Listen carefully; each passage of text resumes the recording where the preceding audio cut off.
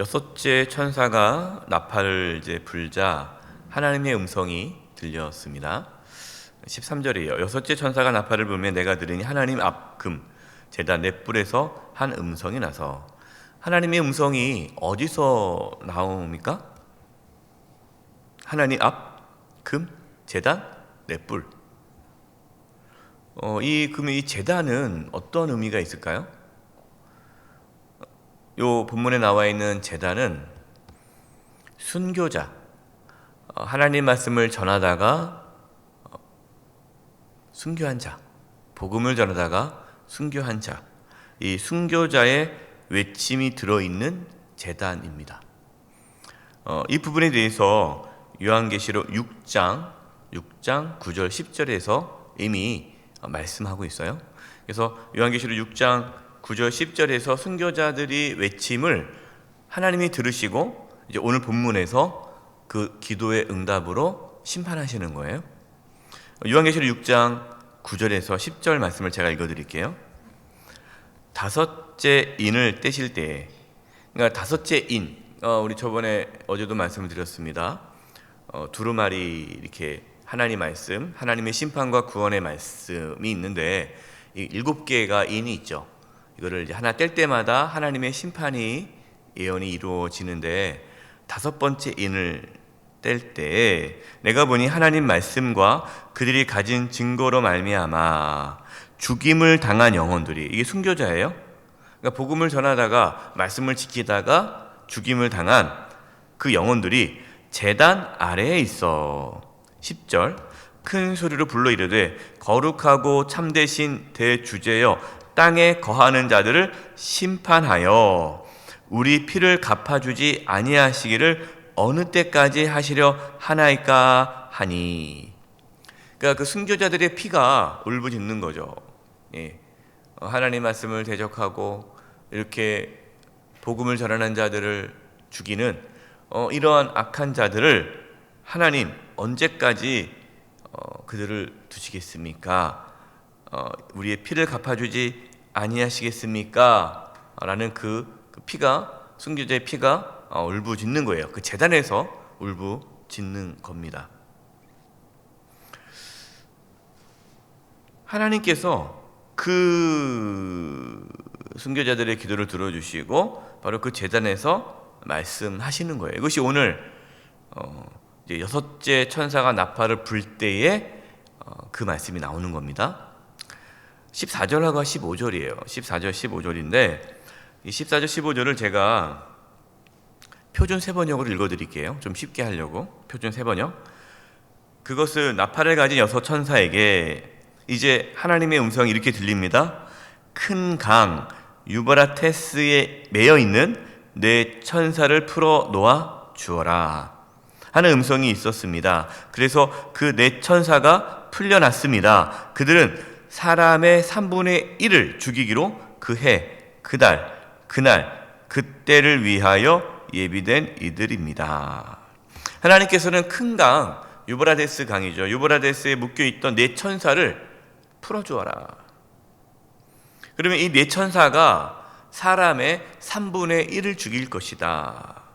그리고 그 해, 그 달, 그때, 그날, 그거는 하나님의 심판의 때다라는 거죠. 그 때가 언제인지 모르죠. 그러나 하나님의 때에 심판이 이루어진다.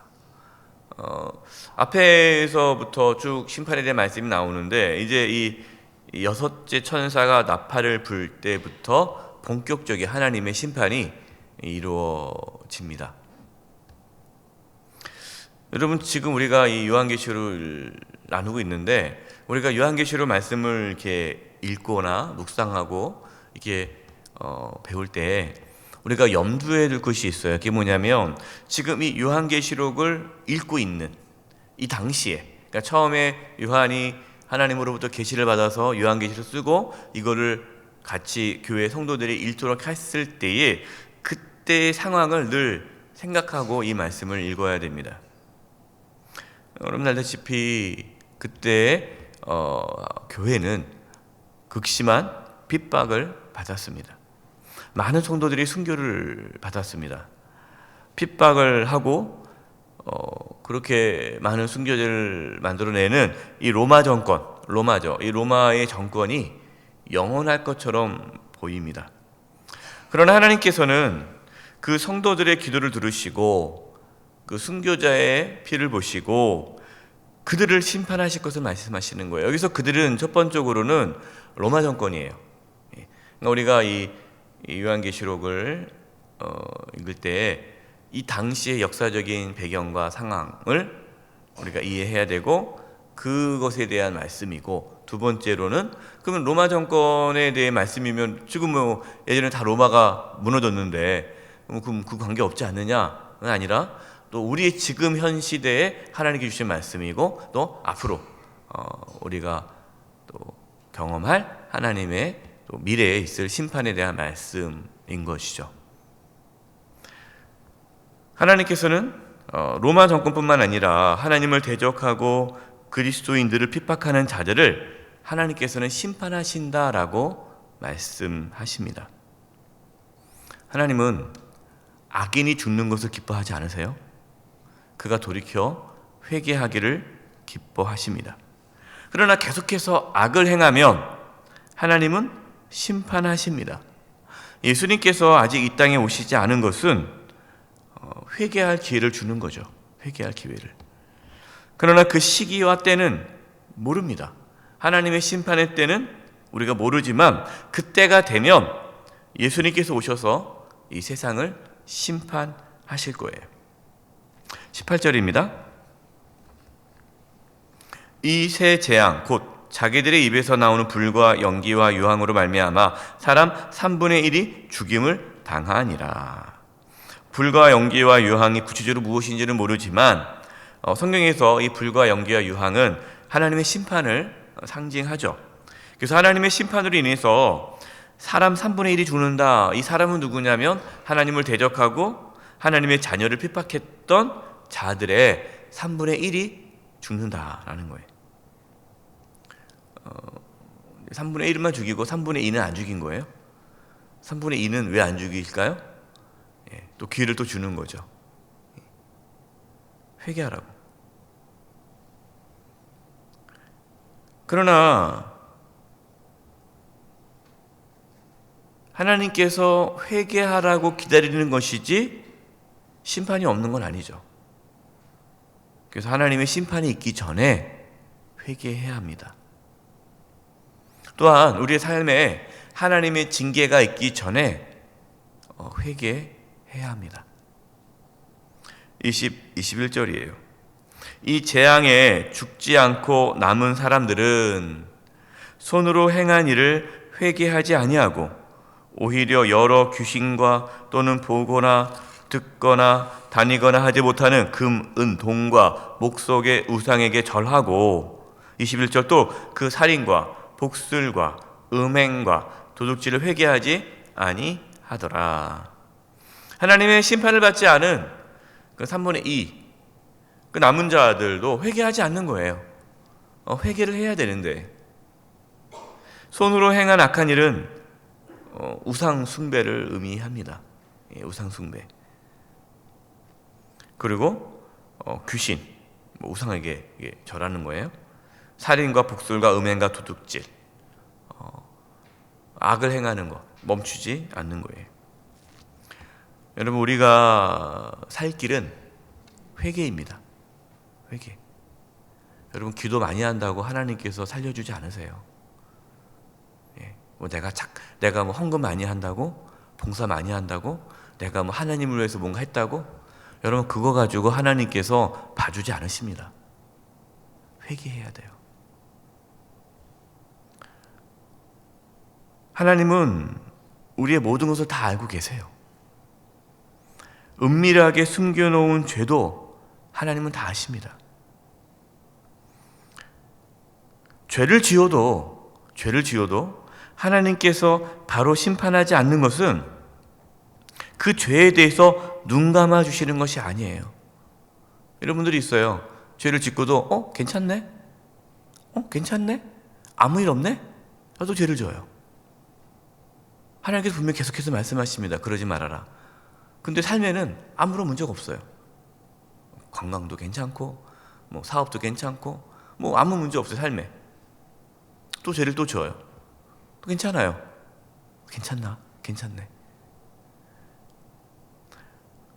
여러분, 죄를 지어도 하나님께서 바로 징계하지 않는 것은 하나님께서 그 죄에 대해서 눈 감아 주시는 것이 아닙니다. 기다리시는 거예요. 회개하기를. 근데 그 은밀한 죄를 회개하지 않고 계속해서 범한다면 하나님의 심판을 피할 수 없습니다. 누가 지혜로운 자예요? 예. 걸렸을 때 회개하는 자가 지혜로운 자예요. 예. 하나님의 징계, 심판은 반드시 있습니다. 우리의 삶에 어떤 어려움과 고난이 찾아올 때에 여러분, 우리는 자신의 신앙을 돌아봐야 돼요. 물론 뭐 우리의 모든 고난이 죄의 결과다라고 말할 수 없습니다. 제가 어디 신방 갔는데 어느 저한테 그렇게 얘기하더라고요. 목사님, 제가 죄를 많이 지어서 이게 다친 것 같아요. 제가 그랬어요. 아유, 그러면 우린 벌써 다 맞아 죽었다고. 예, 죄 지을 때마다 하나님이 때리시면 누가 살겠냐고. 그러니까 목사님 위로가 됩니다 그러시더라고요. 맞아요. 우리가 뭐 죄 지을 때마다 하나님께서 징계하면 누가 뭐 살아남은 사람 누가 있겠어요. 저도 뭐 벌써 맞아 죽어도 몇 분 맞아 죽었죠. 예. 그러나 분명한 것은 하나님께서는 우리가 회개할 수 있도록 때로 고난과 역경도 주십니다. 그렇기 때문에 우리가 어떠한 어려움이 있을 때에 자기를 돌아봐야 돼요. 자신의 죄를 볼 수 있고 깨닫고 회개할 수 있는 그 은혜가 있기를 바랍니다. 여러분, 진짜 은혜가 뭐냐면요, 회개할 수 있는 믿음이 있는 것, 회개할 수 있는 믿음이 있는 것, 여러분, 이게 은혜입니다. 그게 은혜예요. 저와 여러분에게 이 은혜가 있기를 바랍니다. 또한 하나님의 심판이 임하기 전에 아직 예수님을 믿지 않는 가족들, 배우자, 부모, 자녀들 복음을 전할 수 있기를 바랍니다. 늘 하나님 앞에 자신을 돌아보고 회개함으로 하나님의 구원을 경험하는 은혜가 있기를 간절히 축원드립니다. 기도하겠습니다. 하나님 아버지, 저희가 이 땅에서 믿음으로 살아갈 때에 어떠한 환난과 고난과 역경이 있어도 하나님의 심판을 바라보며 인내하게 해주시고 소망을 갖게 해주시옵소서. 또한 저희들 가운데 은밀한 죄악이 있다면 정직하게 주님 앞에 회개하게 해주시고 하나님의 놀라운 구원의 은혜를 누리게 하여 주시옵소서.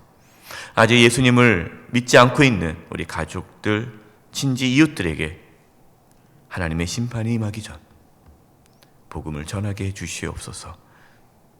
오늘 하루의 삶을 주님께 탁드리옵고 예수님의 이름으로 기도드립니다. 아멘.